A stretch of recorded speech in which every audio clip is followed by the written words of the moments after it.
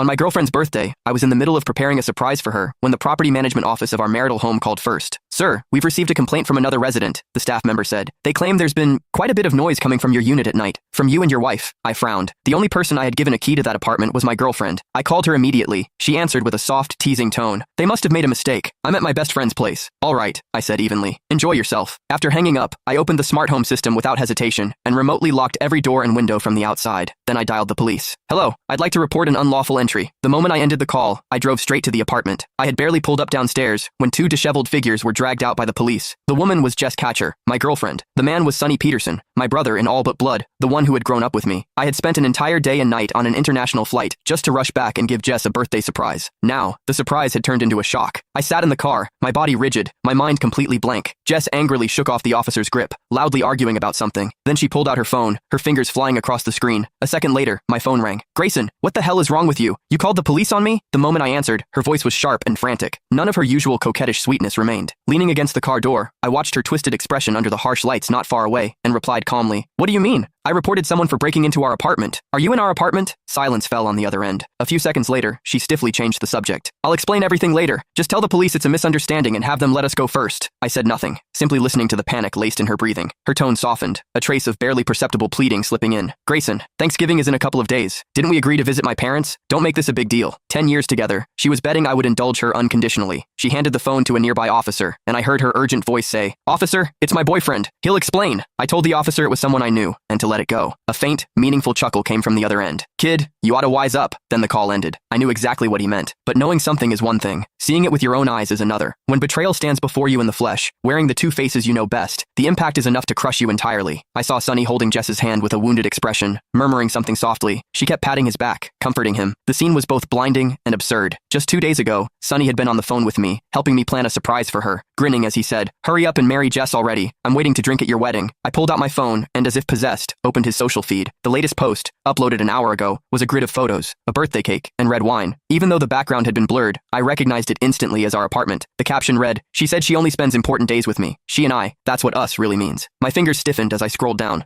Last holiday, Jess had told me she had to work overtime on a last-minute project, pulling an all-nighter. On Sonny's feed, there were two intertwined hands, fireworks lighting up the riverside behind them. On the woman's wrist was a small red mole, one I knew all too well. On the last Valentine's Day, Jess had said her best friend was heartbroken and needed company. Sonny had posted a photo of 2 movie tickets, before sunset, with the caption, Watching an old film with the one I love. And then there were the 14th of every month, when Jess always found one excuse or another to avoid seeing me. So that was where she had been, with Sonny. What else was there left not to understand? Not far away, the police seemed to finish lecturing them, and began to leave. Sonny took Jess's hand, as if ready to lead her away. In that moment, I decided to give her one last chance.